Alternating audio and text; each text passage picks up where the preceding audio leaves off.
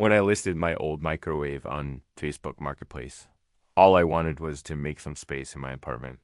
It was outdated, but worked perfectly. I set the price at $40 and figured it would be gone in a couple of days. I wasn't expecting a message within 15 minutes. The profile was named Renato, a guy wearing a dark hoodie and a grainy selfie, his face mostly hidden in shadow. No visible friends. Only one public photo and no posts. It screamed fake, but I shrugged it off. I mean, some people are just private, right? He asked if it was still available. I said yes. His next message came quick. Can I pick it up tonight?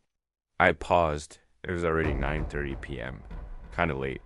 Tomorrow would be better, I replied. Insisted. I work nights. This is my only window. I hesitated, then figured I'd just have him meet me in front of the building. There's always some foot traffic around, even at night. Okay. 10:30, okay. Perfect. Drop your address. I sent it at 10:15. I was sitting by the window, watching the street. I lived in a third-floor apartment in a quieter area of town.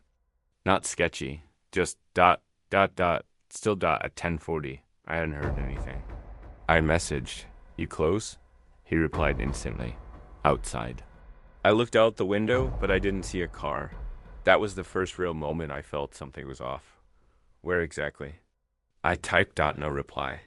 Just read receipts. Then came the knock. Not on the front door downstairs. No buzzer, no intercom. The knock was on my actual apartment door. I froze. There's only one way to get to the third floor, through the locked main entrance and up the narrow staircase. Either someone had let him in, or he had already been inside. My heart picked up. I hadn't heard the front door open. Had I missed it? Another knock. Louder, then silence. I crept to the PEEPHOE. Nothing. Then. Just as I was about to back away, the knock came again. Rapid this time. Desperate. "Hey man, it's Renato," a voice called out. I opened the peephole again. Now he was standing there, hood up, chin lowered, face still, mostly hidden. I didn't open the door. "How'd you get in?" I asked through the door. A pause. Then some lady was coming in. I just followed. Chill. I didn't respond. I was scanning his body, both hands visible. No box, no backpack. Definitely no vehicle outside. I was suddenly very aware that I'd given this guy my full address. That I was home alone. Then he said, "You gonna let me in or what?" I stepped back. "Leave the money at the door. I'll leave the microwave out here." He chuckled. "I'm not leaving cash in the hallway, bro. Just open up." Then I heard it. A creak. Not from him, but from downstairs. Footsteps. More than one. I backed into the living room, heart racing. My phone was already in my hand, and I texted a friend in panic. Someone's outside my apartment. Weird buyer. Something's off. I then called 911. Whispered. They said a unit would be dispatched. While I was on the phone, I heard scratching at the lock. He was trying to pick it. That's when I made the stupidest mistake of the night. I yelled, "Police are on the way." Instant. Silence. Then dashed UDING footsteps running. I went to the window and looked out just in time to see not one, but three figures sprinting out from the shadows near the building entrance. Two had been waiting below. I hadn't seen them. No car. No vehicle at all. They melted into the darkness. Police came. Took my statement. I showed them the Facebook profile, the messages, the number. Of course, the number was already disconnected by the time they tried to trace it. The account? Deleted before sunrise. The officer told me, and I'll never forget this. "You weren't selling a microwave. You were the product. I've since moved. Changed my number. And I don't use Marketplace anymore. Not for anything. But I still wonder, what if I had opened that door?"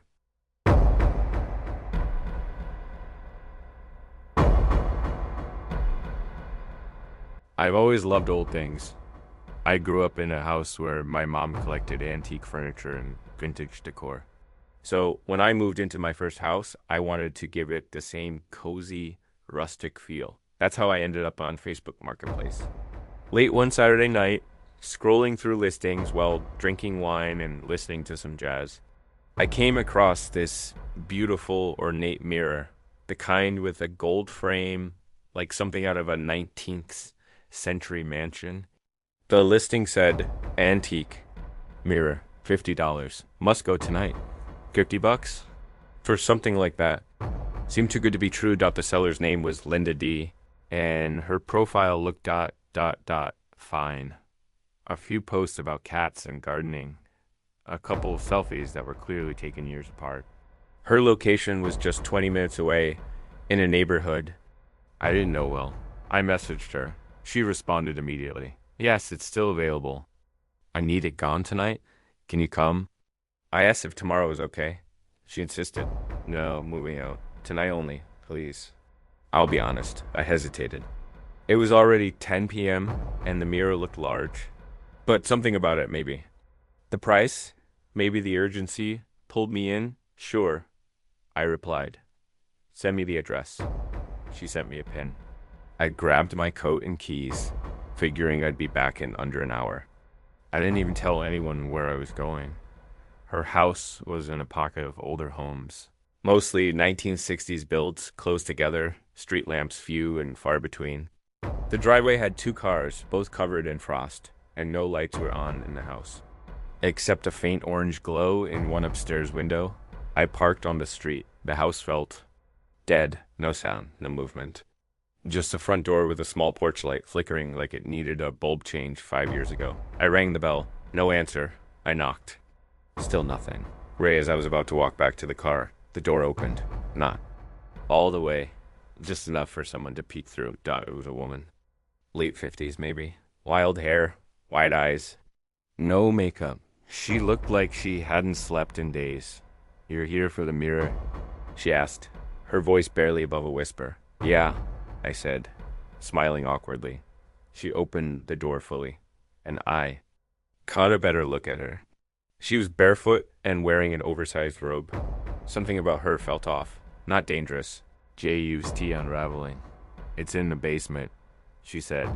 Got basement. Every instinct screamed no. But instead I asked, is it heavy? She didn't answer.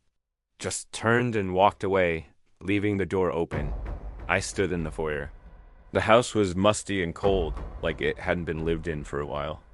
The walls were stripped of decorations. Nails still sticking out like broken teeth. Boxes lined the hallway, some open, some taped shut. And there, near the kitchen, a narrow stairwell that descended into pitch black. She stood at the top of it. Come, it's just down here. I wanted to leave. I should have. But I walked toward her, telling myself I could always turn back. The steps creaked under my feet. The smell got worse. Damp wood and something else, like metal and mildew. She reached the bottom before I did and turned on a bare bulb.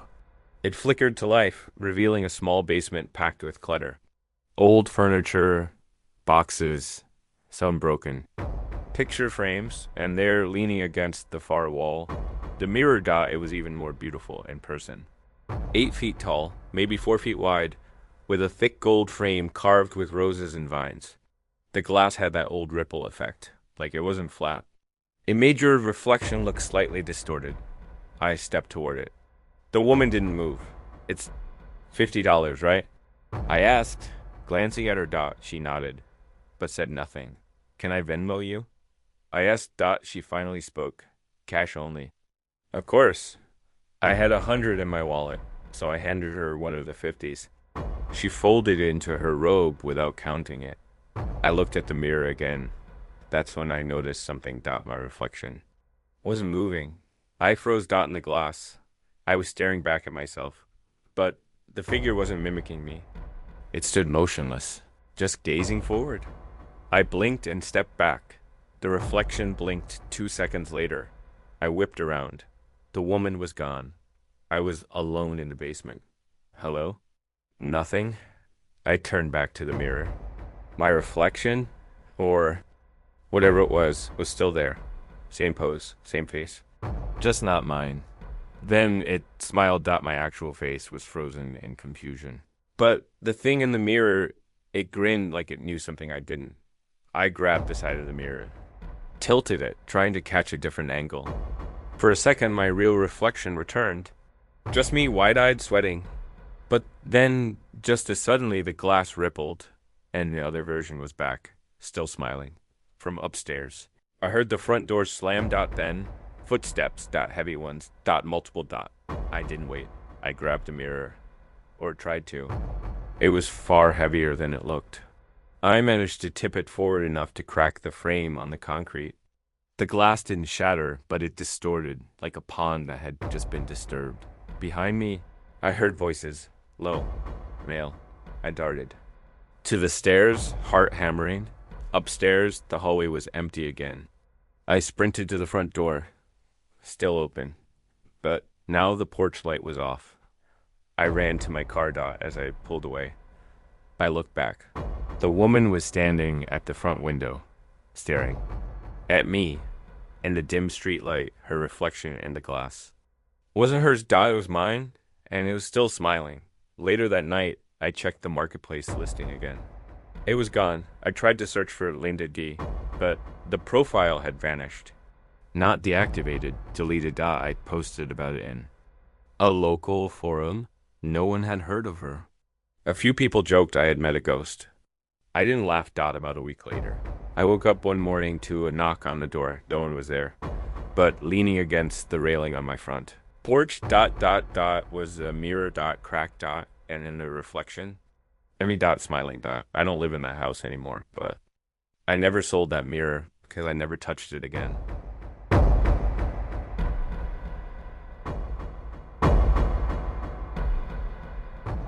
I play a little piano. Nothing professional, just enough to work through some old jazz charts or classical pieces in the evenings. I find it relaxing. So when I saw a listing on Facebook Marketplace that just said, free piano, must pick up ASAP, I was curious. The photos showed a gorgeous upright piano. Black lacquer, ivory keys, beautiful wooden carvings on the sides. Looked vintage, but well maintained. I figured there had to be a catch.